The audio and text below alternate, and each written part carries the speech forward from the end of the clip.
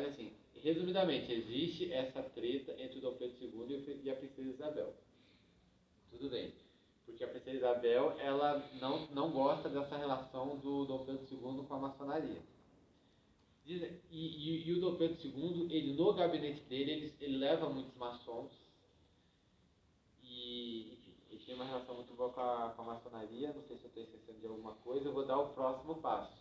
Agora eu vou falar uma coisa que talvez vocês nunca tenham escutado. Deveria ser muito importante na história do Brasil. Todo mundo deveria saber. Nem na direita eu nunca vi ninguém falando isso. Espero que vocês levem essa informação agora. Existem dois heróis do Brasil que eu nunca vi ninguém falando. Um deles é o Dom Vital Maria e o outro é Dom Macedo Costa. Tá?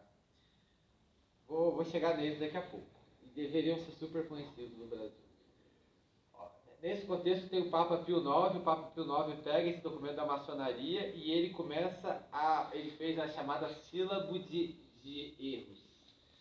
Nessa sílaba de erros, ele fala que para todos os católicos do mundo, que não pode se aceitar maçons na Igreja Católica. E aí ele joga isso em todos os países católicos, inclusive no Brasil. Dom Pedro II não permitiu que esse documento chegasse no Brasil. Não permitiu. A maçonaria também não permitiu. Quando os bispos brasileiros vão a Roma, porque de tempos em tempos eles precisam se encontrar com o Papa Pio IX pergunta aos bispos brasileiros como foi a repercussão no Brasil da sílaba de erros que ele mandou que fosse divulgado para todos os católicos do mundo. Os bispos brasileiros não tinham conhecimento daquilo, porque não chegou. Dom Pedro II não permitiu que esse documento chegasse aqui. Mas ele consegue impedir a comunicação interna da Igreja Católica? Consegue. Eles impedem. E assim, é engraçado isso, porque o iluminismo, ele chega com a ideia de que a Igreja Católica censura. Os maçons falam que a igreja censura e que o conhecimento não é aberto, porém, quando eles têm a oportunidade de censurar, é a primeira coisa que eles fazem é censurar. Inclusive, não chega essa informação no Brasil. A partir do momento que essa informação não chega no Brasil, e o Brasil é um país quase 100% católico, a população 100% católica, Pio IX, que era o Papa, fica muito bravo com Dom Pedro II. Certo? E os próprios bispos. Porque eles só foram descobrir que havia esse comando da Igreja Católica quando eles foram a Roma. Então começou a ter um atrito entre os bispos brasileiros, da Igreja Católica e Dom Pedro II. Fora isso, o Dom Pedro II, ele proíbe os noviçatos. Ele proíbe a criação de novos frades, novas freiras. Ele restringe muito que haja novos corpos católicos no Brasil. Sabe? Ele realmente ele pega essas ideias liberais e ele acha que aquilo é o futuro. Nesse contexto, quando esses dois bispos, o Dom Vital Maria e Dom Antônio Macedo Costa, que eu falo que deveriam ser muito conhecidos, eles descobrem que a instrução da Igreja Católica do Papa era expulsar os maçons da Igreja Católica, fazem a investigação dos maçons na região deles, onde eles são regentes. O Dom Vital Maria, ele estuda aqui em São Paulo, inclusive onde ele estudou foi onde hoje é a Rota, aqui em São Paulo. Havia um seminário católico ali, foi onde ele se instruiu. E aí ele vira bispo em Recife. Ele é nomeado bispo em Recife. E até na nomeação dele, talvez seja interessante falar, ele é falado como se ele fosse muito novo. Ele tinha apenas 27 anos, quando ele é nomeado bispo. O próprio Dom Pedro II acha ele muito novo, o próprio Papa acha ele muito novo, mas ele era tão inteligente que ele, mesmo sendo 27 anos, ele foi nomeado bispo aqui no Brasil. E para quem é católico, para quem entende pouco, 27 anos é super novo para você ser bispo. E aí esses dois bispos, eles começam a expulsar os maçons da região deles. O Dom Antônio Macedo Costa em Belém do Pará e o bispo Dom Vital Maria em Recife, Olinda. Eles começam a expulsar a maçonaria. O Dom Vital Maria descobre até uma igreja católica que era basicamente regida por maçons. E ele manda trancar essa igreja. É nisso que ele manda trancar a igreja, os maçons denunciam o Dom Vital Maria. E aí, o que os maçons fizeram? Levaram esses 2 bispos ao Tribunal Imperial, que era o STF da época. O que vocês acham que o STF da época fez? Prendeu esses 2 bispos. Foi a primeira perseguição jurídica no Brasil, assim. E assim, naquela época, você prender um bispo era assim, eles eram os popstars, eles eram as pessoas que, tipo, milhares e milhares de pessoas tinham eles como referência, e assim, não era por escolha, era porque de fato eles não tinham outro meio de ter acesso à Bíblia, não tinha outro meio de ter acesso à informação.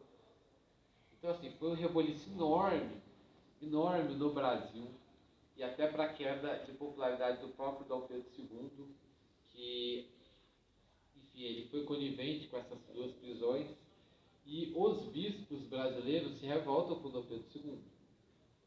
Há um caso muito famoso, que foi aqui em Campinas, em São Paulo. É Padre Joaquim José Vieira, ele chamado O Vigarinho. Ele foi um dos fundadores da Santa Casa. Alguém já foi em uma Santa Casa? Você sabe o que é a Santa Casa? O que é a Santa Casa? É um hospital católico, né? Basicamente a Igreja Católica financia. E, enfim, um dos maiores trabalhos de caridade do mundo. É a Santa Casa. E esse Padre José Vieira, ele era muito famoso, ele tinha muitas pessoas que o idolatravam em Campinas, que o seguiam. E aí ele vai fundar a Santa Casa em Campinas. Como um bom político, o Dom Pedro II, o que o político faz quando tem uma fundação de algo grande que as pessoas gostam? Ele vai lá na inauguração, né? Já tinha aquilo no Brasil Império, já tinha aquilo. Vai virar o pai da obra. E o Dom Pedro II foi a Campinas falar porque a população chegou, estava sendo fundada uma Santa Casa em Campinas. E quando o padre José Vieira soube que o Dom Pedro II estava indo, ele se retirou e falou: eu não vou orar a missa, eu não vou estar presente, porque eu não quero ter o desprazer de ter que cumprimentar o Dom Pedro II, que foi conivente com prisão de 2 grandes bispos do Brasil. E ele se retira. O Dom Pedro II, ele vai até a paróquia onde ele morava, o Vigarinho, porque ele diz que ele faz questão de cumprimentá-lo por toda a obra de caridade que ele fazia, os artigos que ele escrevia, era uma intelectualidade na época, o Vigarinho. E ele fala na frente do Dom Pedro II que ele não queria ter tido o desprazer de ter cumprimentado o Dom Pedro II, sabe? Então assim, no final, isso é uma informação, assim, no final do reinado de Dom Pedro II, só havia, eu escrevi, 12 bispos ao final do Império. Se você pensar na extensão territorial do Brasil, e pensar que quase 100% da população era católica, quem não era católico não era nada praticamente, simplesmente não ia na missa, você só tinha 12 bispos no Brasil, entendeu? Tipo, havia uma revolta no Brasil, da igreja contra o Dom Pedro II. Nesse contexto, e até uma queda de popularidade. Tá. Vocês entenderam o que eu estou falando? Vocês têm alguma coisa para perguntar? Vocês sabiam disso? Alguém sabia disso? Não, também não. Esses 2 bispos foram presos, eles foram condenados a bastante tempo. Depois de 2 anos, o Dom Pedro II é obrigado a anistiá-los. Ele mesmo anistiou os 2. E aí eu quero chegar numa questão de família agora, entre o Dom Pedro II e a princesa Isabel. Quando houve o golpe, eu deveria ter escrito isso no quadro para não esquecer. Quando houve o golpe da República,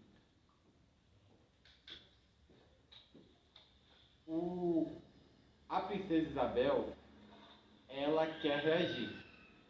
Ela convoca uma assembleia e ela quer reagir. O marido da princesa Isabel, o Conde D, ele era marechal de guerra.